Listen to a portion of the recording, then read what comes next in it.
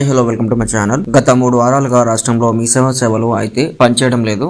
రాష్ట్ర వ్యాప్తంగా 3 వారాలుగా సర్వర్లతో సాంకేతిక సమస్యలతో ఇలాంటి పౌర సేవల్లో తీవ్ర జాప్యం జరుగుతోంది. ధ్రువపత్రాల డౌన్లోడ్, రెవెన్యూ, జీహెచ్ఎంసీ, పురపాలక పౌర సేవలు వంటి వాటికి అవాంతరాలు ఎదురవుతూ ఉన్నాయి. దరఖాస్తుల సమర్పణకు ఆన్లైన్ లో అందిన వాటి పరిష్కారానికి సమస్యలు తప్పడం లేదు. ఈ నెల 2న తలెత్తే సర్వర్ సమస్యలు ఇప్పటికీ సరైన పరిష్కారం అయితే లభించలేదు. సర్వర్ ఎప్పుడు పనిచేస్తుందో, ఎప్పుడు డౌన్ అవుతుందో తెలియని పరిస్థితి అయితే ఇప్పుడు నెలకొంది. దీంతో రాష్ట్ర వ్యాప్తంగా 5216 మీ సేవా కేంద్రాల చుట్టూ నిత్యం వేల మంది అయితే తిరుగుతున్నారు.